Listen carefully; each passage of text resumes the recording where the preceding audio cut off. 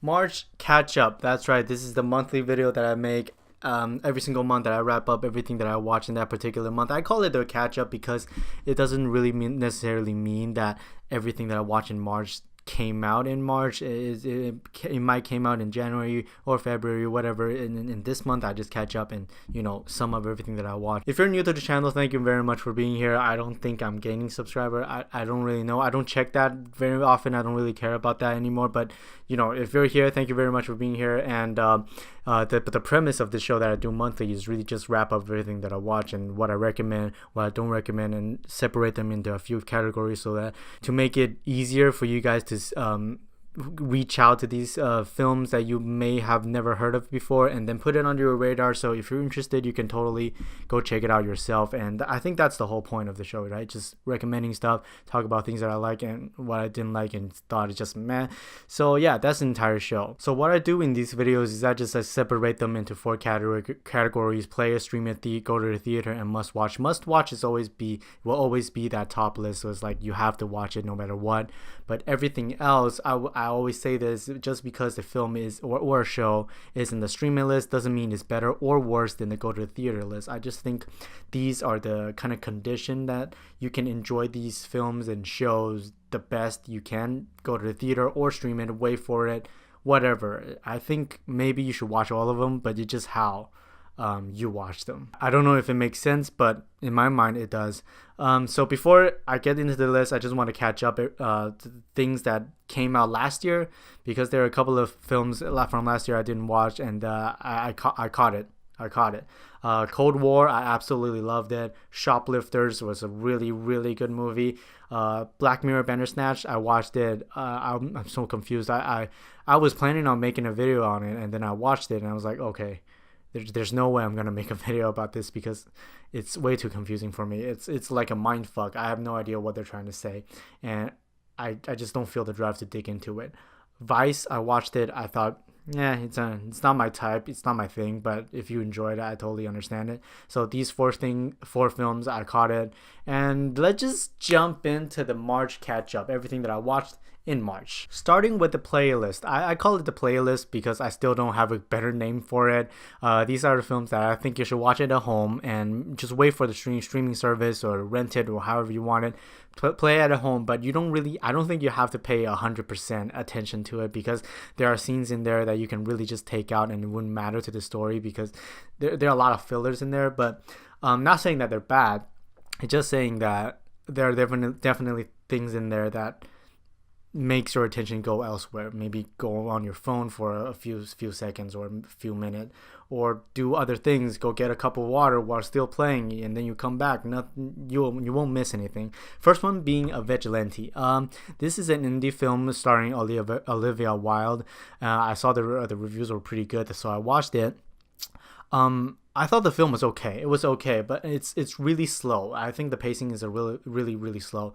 And after I watched it, I was really curious on why the review was so good on Rotten Tomatoes. So I read maybe like 5 or 10 reviews on there, and everything that I read, at least those 10 or so reviews, the critics are praising this film just only based on the Olivia Wilde's performance, which is really good. She is really good in the film, but I don't think you can judge a film based on the performance. You can have like an Oscar-worthy performance in there, but the story and the script and the directing, it's not as good. And then you can't really say the film is good just because the performance is good. I'm not saying Vigilante is a bad movie, and you can never judge me just because I don't like this movie. That means I'm sexist or whatever. It doesn't matter. What this movie is about is a vigilante. It's basically played by Olivia Wilde. She goes to these different places, different homes, so to combat domestic abuse. So the victim will call her, and she'll go to their house and solve some stuff out in a violent way, and then settle some shit, and then goes away, change her identity, and then goes to the next case. We have a lot of scenes with her building her body up and whatnot, and those are pretty damn enjoyable. But when it comes to story, it really slows down in the first hour or so. The last 30 minutes of it really feels like so detached from everything else. But the last 30 minutes comes, it's kind of exciting to watch. I would say Vigilante, it's I would say it's not as good as the critic says, and the audience score on Rotten Tomatoes is probably a little bit worse than I thought, but I thought it was okay. So, if you want to watch it, go ahead. Next one on the list is The Man Who Killed Hitler and Then the Bigfoot. The most uniquely titled film of the year so far. The Man Who Killed Hitler and Then the Bigfoot. What this movie is about a man who killed Hitler and then the Bigfoot is literally that. But I don't think it's the movie you expect, because when I read the title and I see Sam Elliott is starring in it, I was like, okay, this is gonna be probably like a badass, like a Sharknado situation where it's like making fun of itself a little bit. But no, they're dead ass serious. They're dead ass serious. It's really serious film with drama, with romance going on, with flashbacks. Everything is told in non-chronological order. It's not the film you would expect. Definitely the pacing is off. It's the same thing with Vigilante. The first hour, maybe hour and 10 minutes of the film is really, really slow.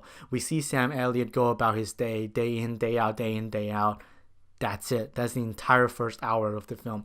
And the Bigfoot part, when it kicks in, you get a little bit excitement, and then it drops a little bit slow, and then that ending hit leave you on a high note, and then you feel, okay, this film is okay. I definitely like the romantic subplot in the film. I thought it was told really well. I think where this film shine is really that part of the film, and also the Sam Elliott's performance is great. And I think that's it. Next one on the list, and the last one on the list, is Triple Frontier. It's on Netflix. If you want to watch it, go ahead. It's on Netflix right now. Go check it out. This film was kind of weird. I didn't really know what to expect going into this film, and I would say this film really definitely lost its focus maybe like after the first act, and then it completely goes to something else than what I expect in the first act, and what things are set up in the first act doesn't really pay off in the second act because they're completely different stories. And you can take that as a good thing or a bad thing. I just thought it was a little bit weird. I don't know what's with the Netflix, the streaming thing, or it might just be my TV. The frame rate when I watch stuff on Netflix is really, really weird. It doesn't feel like 24 frames per second, but whatever. It might just be the TV problem. Triple Frontier digs into greed because they're essentially telling a story about a team getting some gold, and on the way, they're blocked by their own greed and how they overcome that greed while trying to survive in a poor situation. And it's a good premise. And why the film was titled Triple Frontier, I have no idea. Moving on to the streaming list. These are the films or shows that I think you should definitely watch it on TV. They'll watch it at home, wait for the streaming service, wait for you to rent it or whatever. Watch it at home. I don't think you have to necessarily need to go to the theater to enjoy these films. First one being Captain Marvel. Oh, you don't like this movie just because it's a female lead. It doesn't matter. Like, fucking hell, just shut up. Can I just say I don't like this movie because I don't think it's a good movie? I liked Wonder Woman. Captain, it has nothing to do with Brie Larson or what she said or I don't give a shit about those things. I'm just here to watch a film.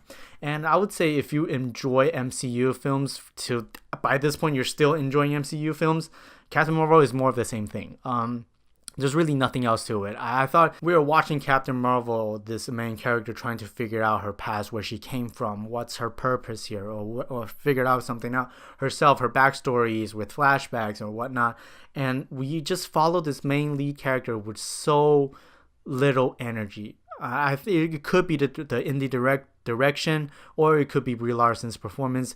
But I think there is potential. Seeing Brie Larson's being Captain Marvel in this film, I'm a bit disappointed. I am a fan of Brie Larson. I thought she was great in Room, and I was really, really looking forward for her performance in this one. But it's so energyless. There's really no energy seeping through Captain Marvel as a character. But I see a seed planting. I see a potential in future Captain Marvel films, or Endgame is coming out, or whatever. I see a potential as with Brie Larson as Captain Marvel, with so much fun to be had, and that's probably the best part of the film. The potential and the seed that it plants. The action sequences, okay. None of them really stood out, but they're okay. The music choices is a little bit weird, and just the special effects is as good as all other MCU film. There are also relationships in the film that I didn't think it worked at all. It just feels so forced at times. But yeah, you get the point. The next film being Captive State, I was really looking forward for this one since the director directed The Rise of the Planet of the Apes, which I really liked. This film was a little bit disappointment. We had shaky cams all over the place, action sequences that you don't understand what is going on, and when the alien is actually on screen, you can't see a thing because it's in the dark.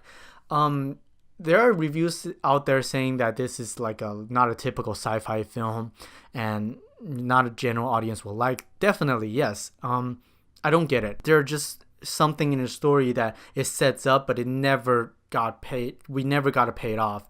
And when we do, it's really underwhelming. You don't feel anything because there's no like certain arc. There's no certain connection between these storylines and whatnot. And I would say this, the opening scenes is pretty good. The opening scenes is really intriguing. When I watched it, I was in. I wonder what's coming next in the following 100 minutes or so or whatever. Yeah, the opening scenes are great. Performances are pretty good. But just the editing and the shaky cams and some of the directorial choice that I don't understand. Next one being Dumbo, and I don't give a shit about Dumbo. Let me just say that I just get that out of the way. When I was growing up, I never watched Dumbo. I think I watched it once when I was a kid, but I don't really remember. But growing up, Dumbo was always there. I never knew its name until a couple of months back. I was like, oh, that's Dumbo. Because I never grew up in the States. So I guess Dumbo reached more hearts out there in the United States, especially my generation. I would say every generation, because the original Dumbo came out in 1940s, which is pretty damn early. And so I don't give a shit about Dumbo, okay? But looking at Dumbo itself, I thought the film was okay. It was definitely not bad. It was not bad. The effects, fantastic. The Dumbo effects, it's really good. I love how this film revolves around how it revolves around Dumbo. We're like, no shit, it's about Dumbo. But yeah, but like whenever you're excited or you're pumped up or disappointed or sad, you are feeling for Dumbo, the character, instead of all of other people character. The performance from the two kids in the film, I thought sometimes a little bit stiff. There's no really excitement that I feel. I feel like I don't know what happened in the original Dumbo. I don't know if the plot is the same. In this film, it definitely got dark. It definitely got dark by the end. It involved some killing kind of type of stuff. And also from that, I just thought the antagonist of the film, played by Michael Keaton, can be developed a little bit more. And when the film fades to black, I have no drive to want to check out the original Dumbo because this film didn't intrigue me. It didn't make me want to check out the original Dumbo. Next one being 5 Feet Apart. This is a perfect stream it. Like, this is the film that you stream it. That's it. This is the film you stream. Definitely audience loved it. This is definitely a crowd pleaser. And when it comes to critic, they're more cynical than more people. 5 Feet Apart takes place in this facility with a girl and a boy. And guess what? They like each other, but they can't stay together because they always need to be 5 feet apart from each other because they have certain diseases that would infect on other people and whatnot. They can't stay together. They have to be always 5 feet apart. And guess what the conflict is? I'm not going to tell you, but if you have this premise, you basically know what's going to happen. There are scenes there that are pretty good. It's definitely for teens, though. This is definitely for those high schoolers, from probably late middle schoolers. They will definitely like this movie a lot better than other people. I'm not saying it's bad. It's not bad, I would say. But dude, Haley Lou Richardson, she's a damn good actress. I see the potential in her. After Support the Girls, Edge of 17, she is it. This is it. This is the Zoe Deutsch besides Zoe Deutsch. This is the star coming up. She's so good in this movie. And also the other guy who plays the boy, I forgot his name. I'm sorry. The guy is Cole Sprouse. I'm surprised by this guy. This is not a typical attractive boy in a teenage angsty romantic drama. No, he's not that. He actually has some charisma that you can follow. You can actually support the guy. You can actually like the guy because how he carries himself. He has certain charisma. They're definitely there, which I didn't expect because all of these teenage romance drama film. We have a girl, and then we have this amazingly attractive boy who's in high school that looks like he's in his 30s or some shit like that. But Cole Sprouse, this guy definitely has some charisma, and when I was watching, I really felt their relationship together. And there are definitely scenes in there that are way too cheesy, just a little bit too much for me.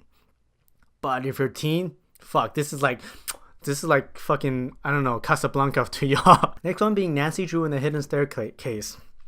This is also a perfect streaming. This is the perfect streaming. You watch it on TV. You stumble across on TV.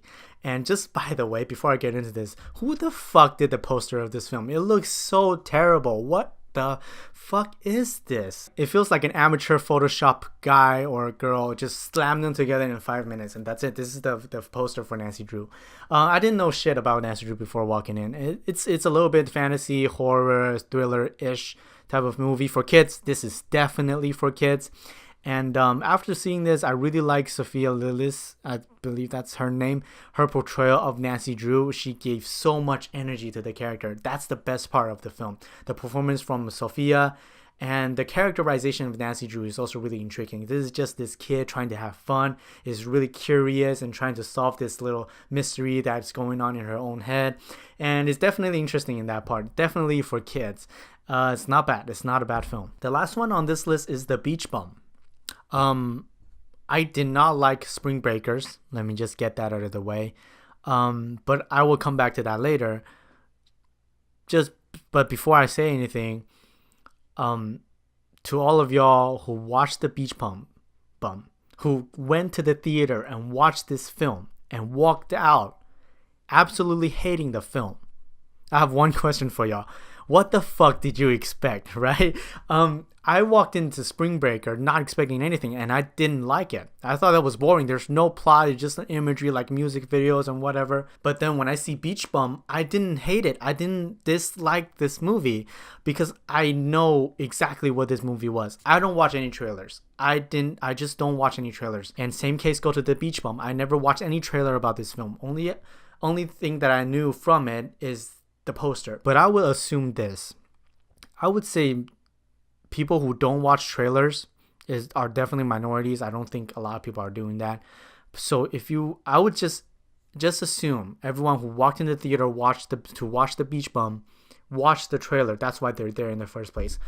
What did they expect? We have fucking McConaughey with those really weird glasses, screaming up to the sky, laughing, looking like he's high.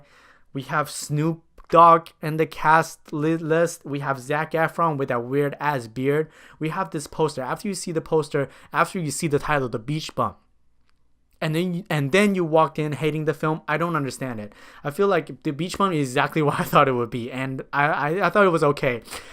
This definitely changed my perspective on the Spring Breaker, because after The Beach Bum, I wonder, okay, if with an expectation, I walked into the Spring Breakers again, will I like it a little bit better?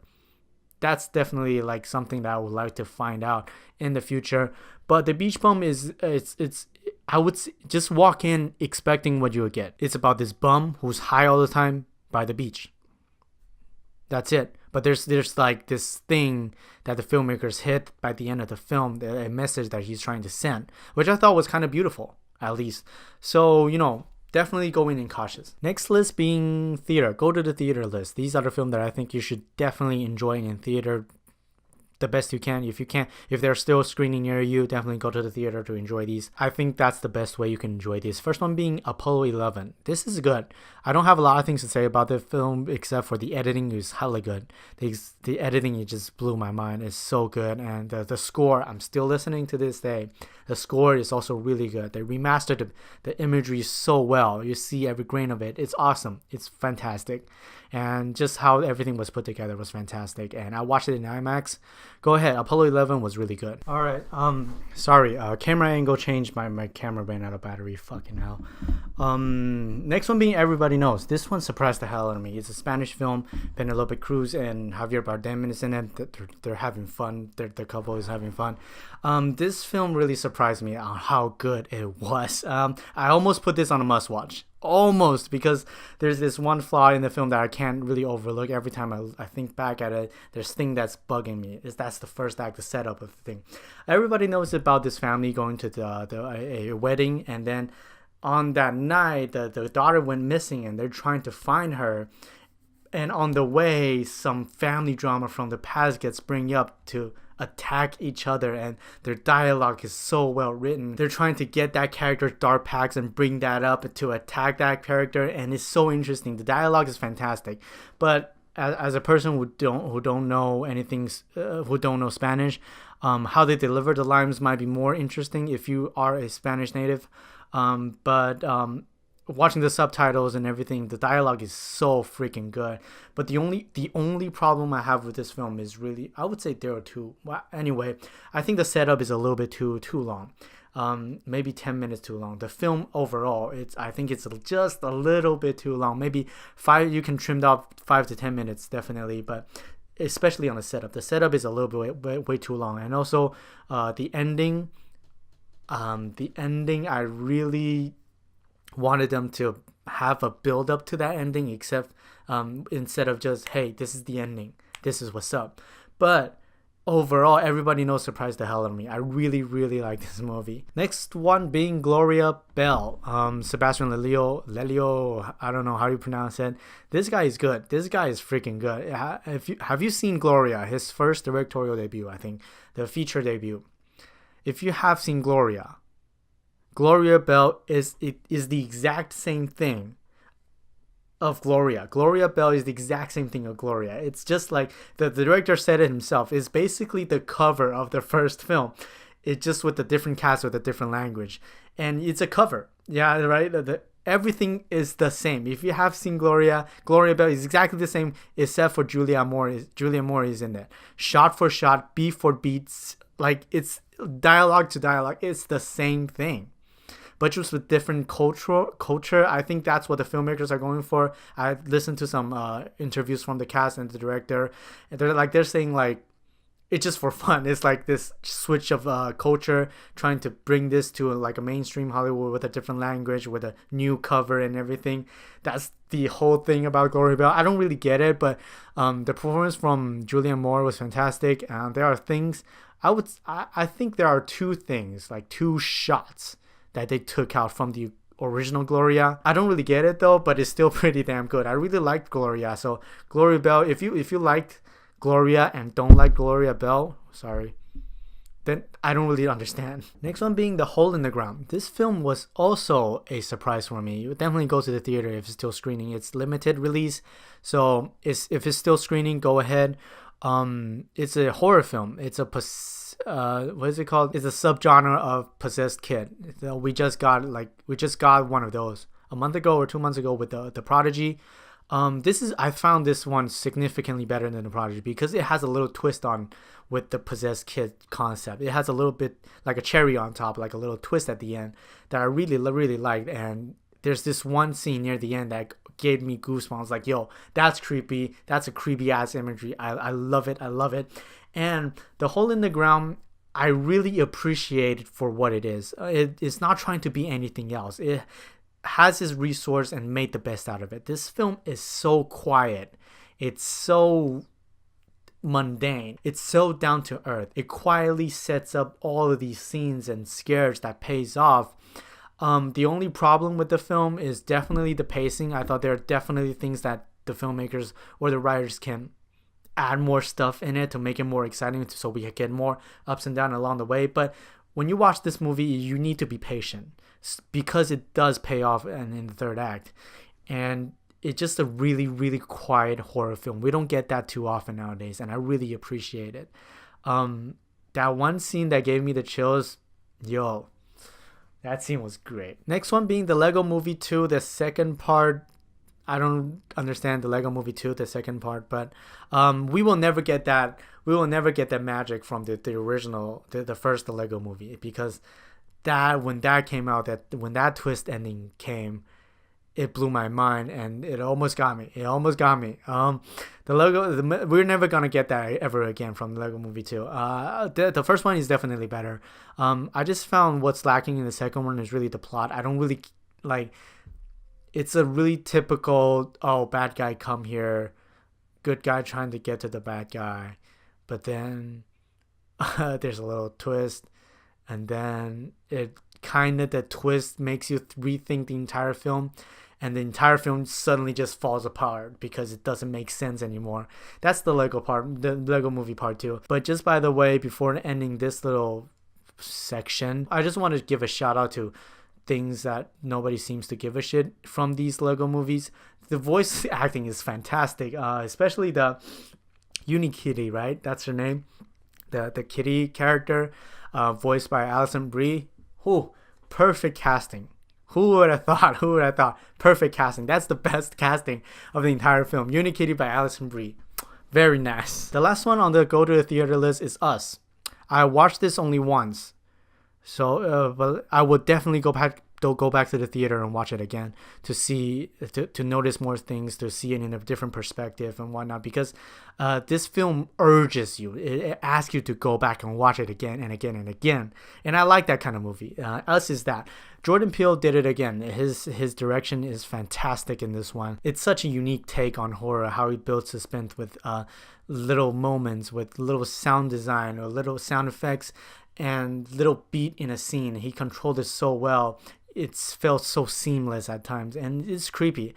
Us was a creepy movie. After, I will say this, maybe after the second viewing or whatever, or multiple viewing after that, I might just put this on the must watch. The performances are all good. I really like the humor in it also. It's dark humor, basically the same kind of humor that you got in Get Out. If you like that kind of humor, this is it. Us is it. Go check it out. It's Jordan Peele. I think we should definitely support him, and yeah, go to the theater multiple times. Moving on to the must watch. This is it. This is the must watch of March. These are films you have to watch. These are the film or shows you have to watch. It's called must watch. First one being Climax. I made a video essay on it. I'll leave a card around on top. I don't remember which side is it. Go check it out. In that video I basically dissected everything on how the production came, how the idea of the film came to be. The production side of things is also really intriguing. The performance side of things, the director's ideas and whatever, how everything was put together, and Easter eggs. I dissected everything in that video. Go check it out. It contains spoilers though. So Climax is insane. Like, that's probably the one word I can explain this film. It's just insane. We just have this group of people being drugged with LSD, and the entire film is just them freaking out. That's it. And what's so intriguing about the film is really the production part of things. It's so awesome. Sofia Boutella gave her best. I gained so much respect for her after this. Like, she is so damn good in this film. Yeah, definitely go check it out. It's definitely something that you wouldn't expect. I've never seen a film like this, so definitely if you want to go see it, expect something different, and then you might walk out of it liking it. The music is fantastic. Opening scenes fantastic. This film is stitched together with several long takes, and sometimes it does feel like a Birdman.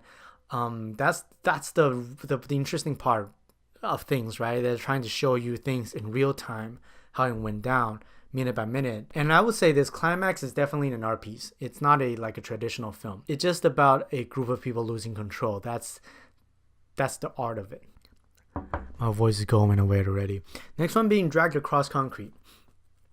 I like this movie. That's why I put it in a must watch. I really like this movie. It's 2.5 hours long. It's really, really long, but I enjoyed the hell out of this movie. Scene by scene, so intriguing. Dialogue, hella good. The comedy in this film, on point.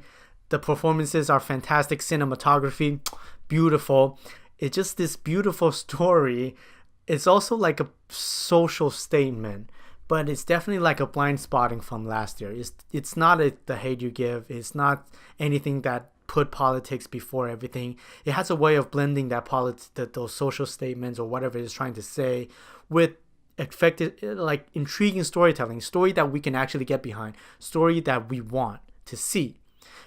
the problem that I have with The Hate You Give is that it's just like a political piece. I don't give a shit about the characters. I don't give a shit about the story. But Dragged Across Concrete is the blind spotting of this year. Well, I wouldn't say that. Well, it's not that, but it has a really good approach. It has different perspective. A perspective from a cop, a perspective from a crook, perspective from a African American man. However you want to say it, like a perspective from a banker, a perspective from whatever. It's so interesting when they come together, and how they interact with each other. And there's this one joke Mel Gibson delivered. It's just one line in the clothing store. Yo, that joke is best joke ever. Definitely go watch this one. I really enjoyed this one. Every single scene of it. I wouldn't say there's a scene that I would take out. The film is really examine each and one of the character. Even as a side character, we have a setup, we have a punchline. Setup, punchline. And that's the entire film, Dragged Across Concrete. Definitely go watch this one. It's kind of divisive though. Next one being Leaving Neverland. I almost didn't want to talk about this film. I put it on must watch because it's so damn intriguing. I am a Michael Jackson fan. When I first heard about Leaving Neverland and how he might be a child molester, I didn't want to fucking believe it. That's like growing up, listening to Michael Jackson. When I was a kid, I loved Michael Jackson's music. I am sure everyone in the world did. Such an influence, such a talent. I never want to fucking believe anything negative about him. But then I watched the documentary. There's a two-part series. Two-part series. The first 2 hours each. There's definitely something to be discussed here. I wouldn't say anything else though. One problem on the filmmaking is way too fucking long. 4 hours in total. Really? There's like a good 30-minute to an hour that can trimmed off easily. Way too fucking long, by the way. They're really milking it. I read two. I think it was 2 reviews there. Like on Rotten Tomatoes, it has a 98% on Rotten Tomatoes on the critic part. And I read the rotten reviews, the critics that gave it a rotten score. I read those reviews. They don't have anything to say when it comes to filmmaking. They didn't like the film just because they're on the fence for Michael Jackson. That's it. So, Leaving Neverland, I would say 100% of the critic said there's something interesting. There's something to be discussed here. There's something to be said from Leaving Neverland. 100% of them said that. So, I think it's an important piece that you should watch, and also way too many fucking establishing shots. Like, stop. Last one on the list and last one on the video, and we'll wrap this video up real quick. The Walking Dead just ended. The Walking Dead season 9B, the second part of of season 9. I absolutely love the season. Is the best season, definitely the best season since season 6, because season 6 was so good. Negan came. Season 7 and season 8, especially with the budget and everything, was an absolute disaster. And season 9, Angela Kane came in. Scott Gimple went up. Yo, season 9 was so good. Definitely one of the best seasons since season 6. Definitely. I'm so hyped. This is the reason. Season 9 is the reason, that is like the reminder of why we love The Walking Dead from the beginning. Season 9 is it. I can't wait for season 10. And also in season 9, there's one episode with the snow. Beautiful stuff. I've been waiting for snow for so long from the show. They finally did it. And that concludes everything of Must Watch and everything of this video. We'll wrap this video up really quickly because I don't have much to say. I'm still working on some videos really slowly. I want to do whatever the fuck I want to do on this channel. So when I want to switch up the content, or when I want to do something a little bit different, I will do it. And that's the whole point of having a channel. And as a creator, we want to create something that we're passionate of. That's the whole point of creating content, right? Yeah, I hope you enjoyed this video, and definitely leave in the comments what I missed. It's a pretty okay, I would say it's a pretty good month, considering it's still early in the year. March is definitely the best month of the year so far when it comes to film. Yeah, thank you so much for watching this video. I'll see you guys at least next month on the April catch up. Thank you so much for watching. Like and share this video with your grandparents and everyone and I'll see you in April. by the end of April, at least. I'll probably post something in the middle. I don't know. See you next week. See you next month. Bye.